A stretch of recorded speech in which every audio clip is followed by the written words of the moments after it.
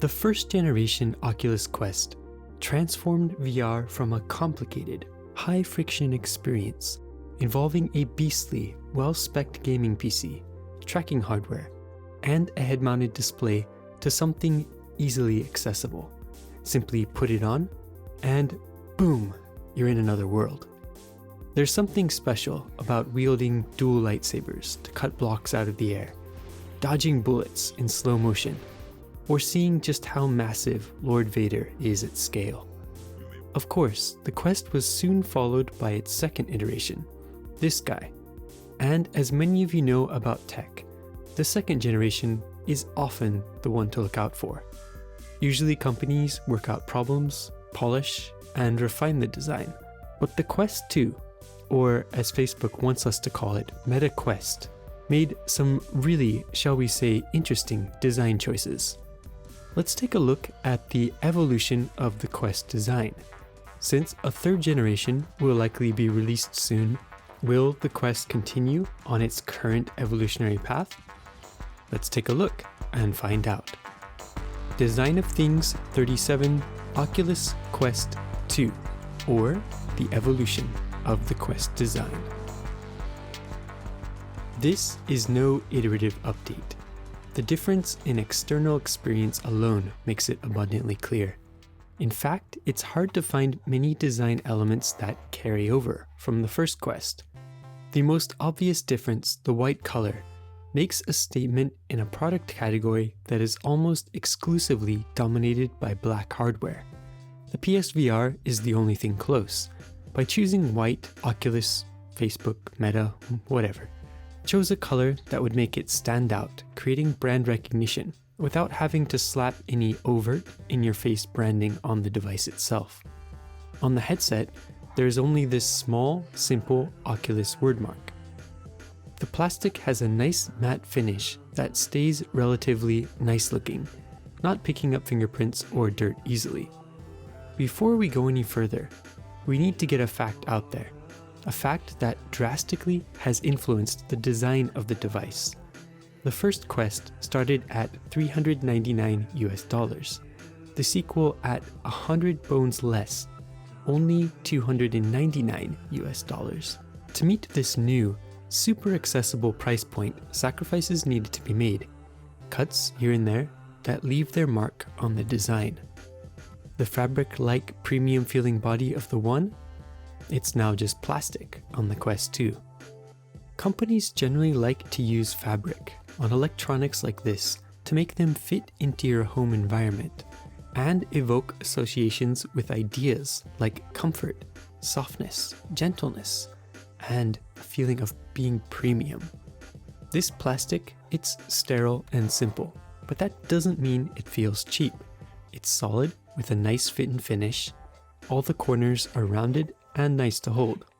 On the Quest 1, the fabric even extends into the area around the lenses.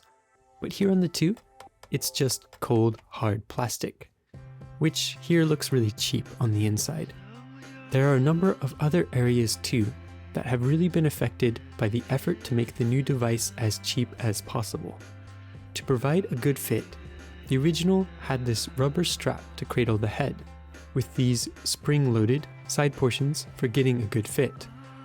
The Quest 2 just has this strap, which I've replaced with this optional accessory that extends the battery, provides a counterweight, and makes it fit nicely by cradling your head.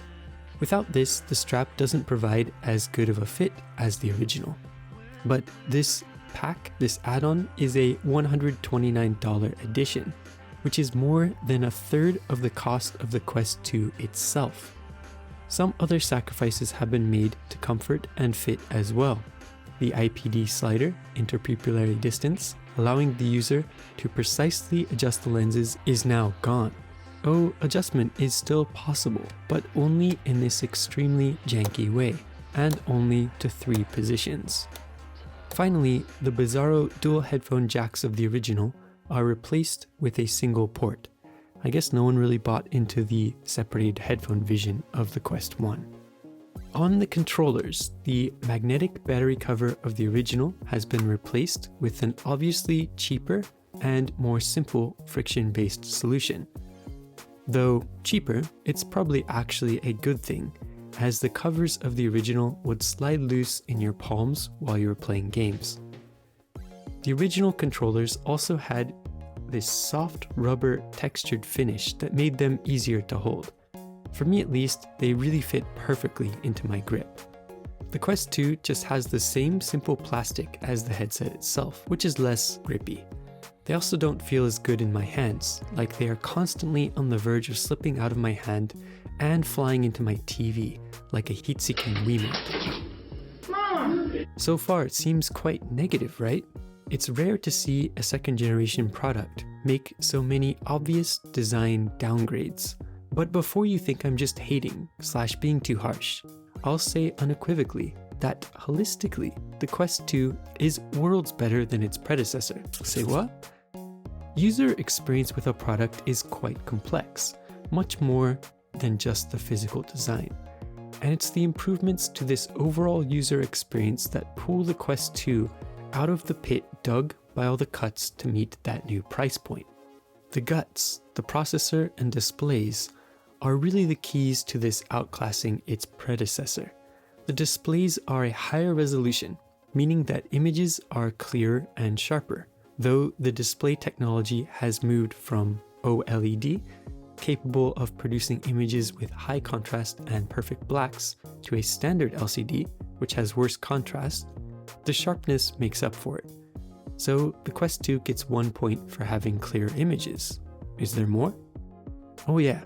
The improved processor at the heart of the device makes a huge difference, not only allowing for more realistic images, but sharp and clear even in motion due to a higher frame rate.